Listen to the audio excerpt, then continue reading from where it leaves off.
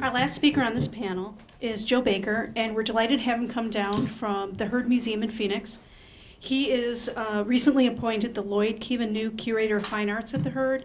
He is also was the Dean of the Center for Art and Cultural Studies at the Institute of American Indian Art in Santa Fe, and he has taught at the University Incarnate World in San Antonio, Texas. He's an arts administrator, educator, curator, and artist, and we're delighted to have him speak today. Just to sort of contextualize as we go into Joe's, we had a quick little overview. We've got looking at the perspective of the role of the dealer in the mediating the collection of Native art, and we've had a wonderful presentation by Alita about the role that Native communities are playing in collecting and defining Native art. So Joe, we'll hear from his perspective on the Heard. Good afternoon. Don't let this scare you. And also let me say that driving south on Interstate 10 to Tucson only a few hours ago, I delivered 3 or 4 very brilliant and powerful discussions based on this theme. And I do hope that 1 or 2 of those will reemerge as we go through the afternoon. I'm going to take a little bit of a different perspective and begin with a disclaimer. That disclaimer is that I'm here as a human being and an artist, and I'm expressing that view. My view may not necessarily reflect the commonly held view of the Heard Museum, but having been an artist now for 30 plus years and been involved in this discussion, I hope to be able to lend something to the discourse. It's like the rain keeps falling on an evening's child, who unknowingly sits in the company of warmongers and others who sneeze at flowers and close their ears to bird songs. But evening child sees paradise through barracks windows. These are the powerful words spoken by T.C. Cannon in 1966 from a position in Vietnam. We are all reminded today of our troubled world, and a world that is in fact upside down. Artists have been called to respond to this reality, as they have in the past, as they have in the future. And I really feel strongly in my heart that it's not the institutions, nor is it the museums that shape the future of American Indian art, but rather the artists themselves. I'd like to share with you some recent examples of artists who, for the most part, are in their early 30s, with the exception of one, and I think he's hitting 50. These artists may be new to you, or they may be old friends. They are artists, in my opinion, that are outside the zone. And by that I mean they are not necessarily represented in large group exhibitions that discuss contemporary Native American art, curated by Native and non-Native curators. The museums really exist today in a defensive posture. They're responding to tough economic times. Membership and the public relations department of our museums are spending time looking at information concerning visitor surveys. Museums are looking to the corporate model to resolve this economic issue. They're also looking in terms of their exhibits and artists that they support the loud noise. I would like to suggest we all refocus and look for those small sounds, the bird songs.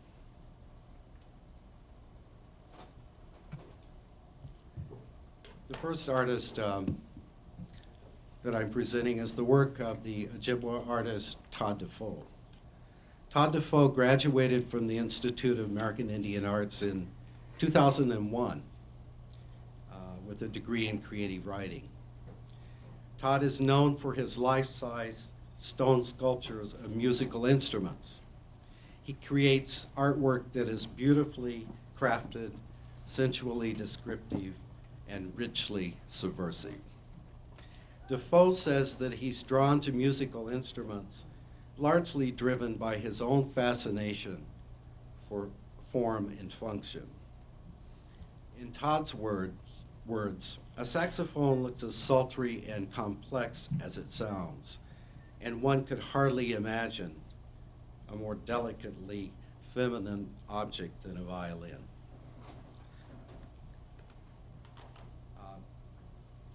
This piece, Ukulele. Defoe's inventions are fashioned of a glacier-hardened clay-rich rock called argillite, commonly referred to as pipestone. This rock is quarried from tribal mines in Minnesota. His complex constructions of hundreds of inlays of pipestone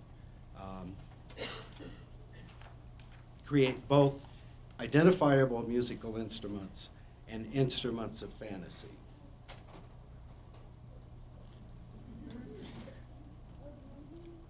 Upon encountering Defoe's work, one is reminded of the surrealist use of artistic device, exploring identity and meaning. And for Defoe, each stone sculpture, though perhaps reminiscent of an identifiable musical instrument, represents much more than it seems. And in Todd's own words, most contemporary native art refers to commentary.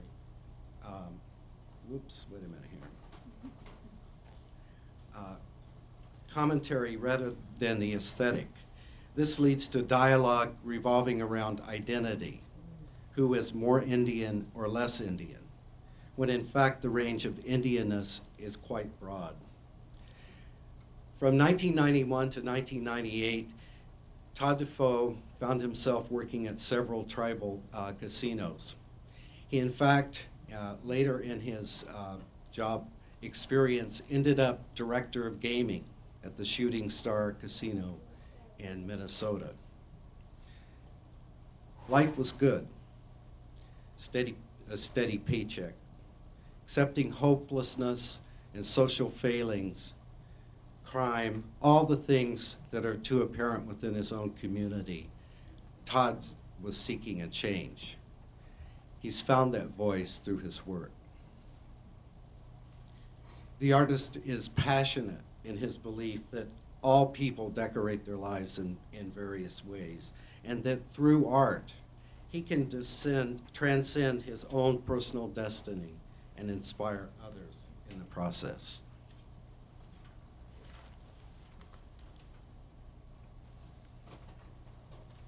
Navajo photographer Will Wilson. His work is both poetic as well as gritty. His unique work focuses on Navajo people and their relationship to land. But Wilson never forgets that portraying the relationship through film has never been without consequence. From documentary to multi-image blending, to physical manipulation of the print, to installation sculpture, all in the artist's attempt to critique the photography of Indian people. This is a silver print entitled Fred Big House.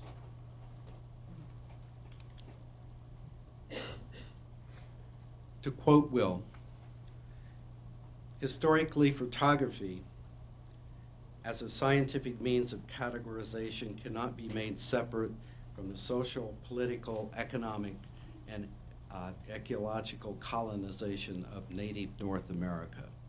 Photography has been used to classify and reinforce theories of racial superiority and strengthen anthropological discourse, positioning American Indians as primitive others. More commonly, it has been used to reinforce negative stereotypes of Indians, pervasive throughout American culture.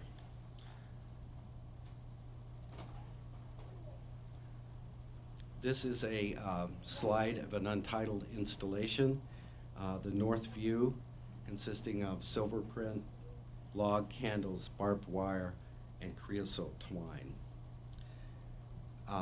These installations, in fact,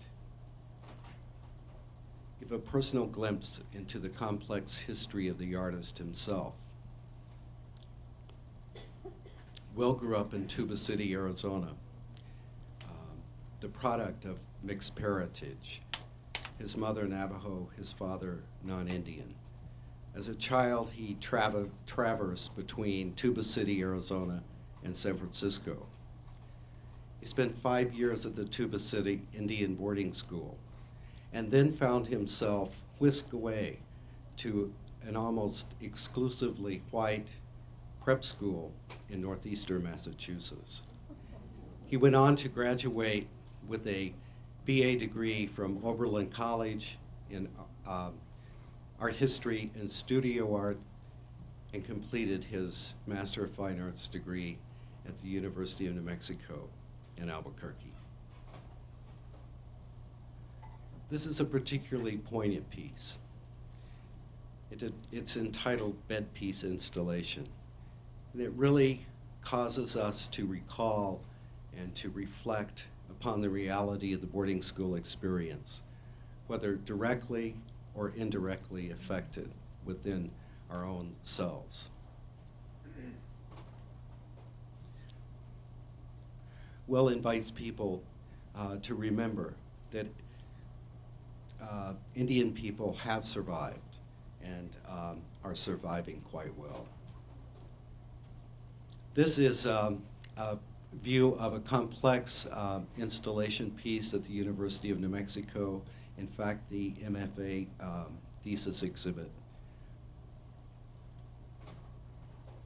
These complex installations, perhaps I would offer, remind one of the hulls of a ship, the Spanish galleon.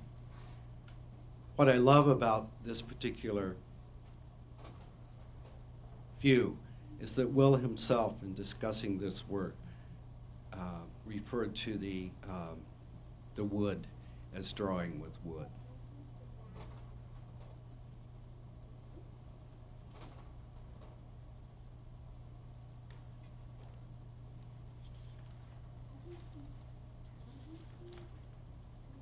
Will has gone on to teach sculpture at the Institute of American Indian Arts and is currently residing in Tucson, Arizona now as the co-director of the Barrio Anita project, the largest public art project in Tucson's history.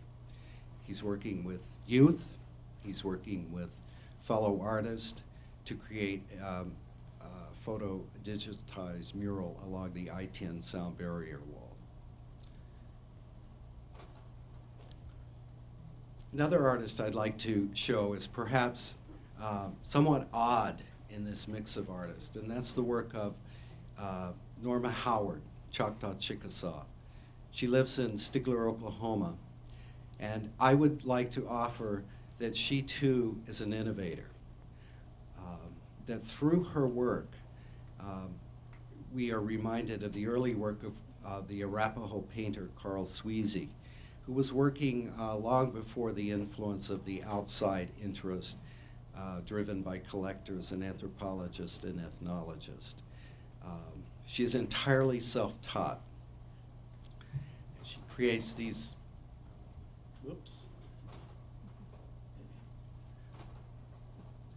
visually rich surfaces that are reflections of her own home, her own experience, and more recently, her ancestral place in her Mississippi homeland.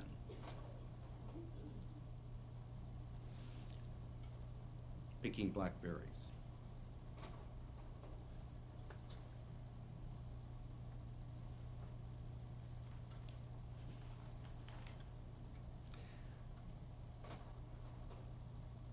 And then the work of Virgil Ortiz, Cochiti. The artist has returned to the art form of his community 100 years ago by reinterpreting the large standing figures that the artist of his community became known for at the turn of the century. Subjects include the opera singer, circus men, grotesque freaks, and social criticism. The techniques and materials and designs have been handed down generation from generation and are passed to Virgil through his mother, Virgil Ortiz.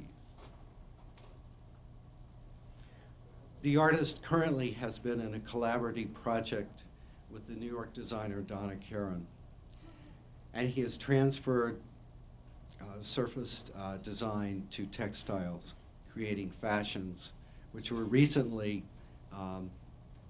premiered in New York at the Donna Karan studio on Madison Avenue.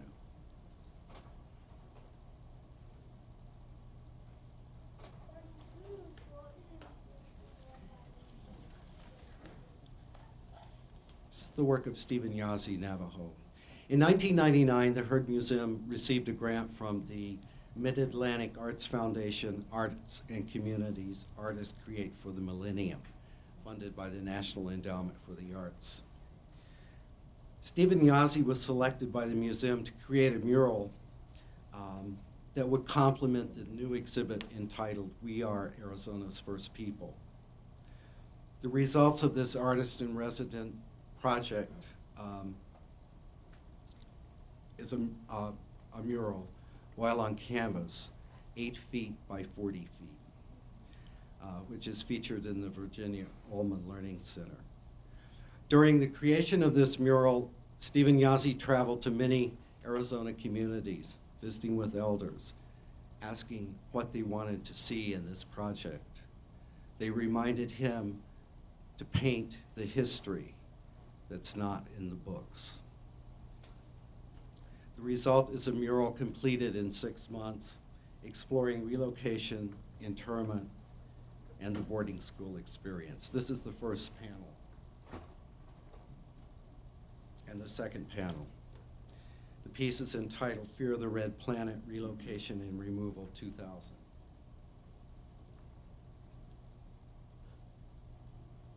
From the museum's perspective, Stephen Yazzie was a risk. He was an unknown,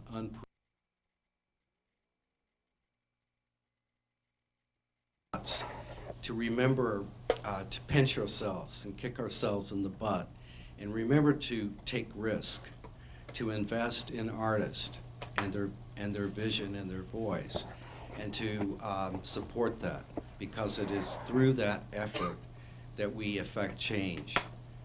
It is through the voice of the young artists that we begin to imagine and come to understand our future. It's not that wisdom and that knowledge is not held within the institution, nor is it held within the museum, nor is it the special gift of the collector. It's known in the heart of the artist. And remember always, and for lack of, I think we're running short on time. I have a few more artists, but I'm going to pause and stop here. That for time immemorial, the artist has made visible the invisible.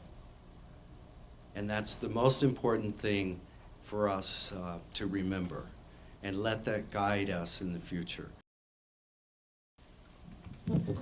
Before we go to break, if anybody has some questions for this group of panelists, we will be having an opportunity at the end of the second panel to get all the panelists up here and to talk. But if there are any questions that anybody may have specifically after this discussion. Okay, we'll play Phil Donahue here, coming out to the audience.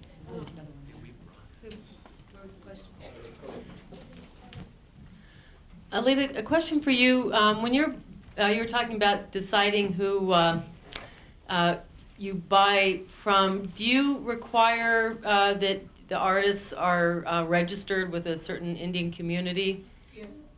Thanks. All right, we have another person in the middle.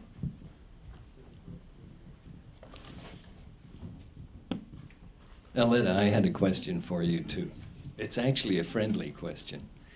but it might not sound so friendly. Since the subject is shaping the future, and your alliance with a casino is a very powerful economic force, and then that's coupled with your powerful intellect, and I really appreciated everything you said about abstract expressionism and its significance. But aren't you hopelessly corrupted by the economic force? You can't afford to show art that would offend your customers. And we saw a lot of art that was displayed that was protest art, identity art. I don't think you can show that, can you? I didn't see anything that was protest art, frankly, and a number of people don't like the art. They are looking for messages, they are looking for identifiable markers. One of the things that is the purpose of this collection is to make you think about art.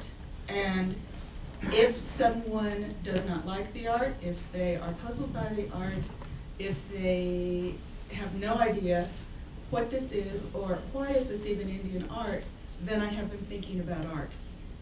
As for being corrupted by the casino allows us to present literally the top 1% of American Indian art in the country. That kind of selective capacity is not even enjoyed by museums. And in doing so, we provide not only the community of the Salt River Pima Maricopa with an asset that is invaluable, but it is also a public collection that anyone in the state of Arizona, or the nation in fact, can enjoy free of charge, 24 hours a day, 7 days a week, 365. There still was a lot of art that Jennifer showed that I would classify as protest art, political identity art, that I think you'd have trouble showing, and I'm just observing a fact, that's all. There are a number of works that I don't choose to exhibit simply because we're an entertainment venue, so that I'm not interested in artists' political statements, frankly. And that in an entertainment venue, I'm not there to hit you over the head with anyone's political ideologies. So if you see political statements in that art, I'm pretty interested to see which ones you see political statements in, because I don't. Well, and I think you made that clear too when you got up and talked about briefly what your qualifications are and what you're looking for. As a rather elderly person of Anglo and of also Scottish Celtic origin, no kilts, most lowland Scottish mostly, but my artistic growth or interest came up at the time of the rise of abstract expressionism and so on. But really, outside of the Indian, I've had trouble relating to political expressions in purely the Anglo world in this way. I'm still a lover of beauty and landscape and so on, and this is it's not just in the Indian art that you've got this difference. It's certainly in the wider community as well. There are individuals that are focused more on aesthetic concerns, and some of the things that some of us may see as purely aesthetic explorations may be coded. And it depends on what you as an individual bring, what kind of cultural, historical, political knowledge you bring to the work determines whether or not you may see different layers. So, I mean, I think it's all very complex, and you know, obviously each of the panelists discussed different ways that they approach the diversity of artistic expression. And certainly we got some interesting perspectives about the role that the relationship between dealer, collector, museum, and the market, too. And then also, I think it was wonderful to hear how different institutions or different entities are approaching collecting. So I think that gives us a little bit more breadth. Were there any other questions before we take a little break?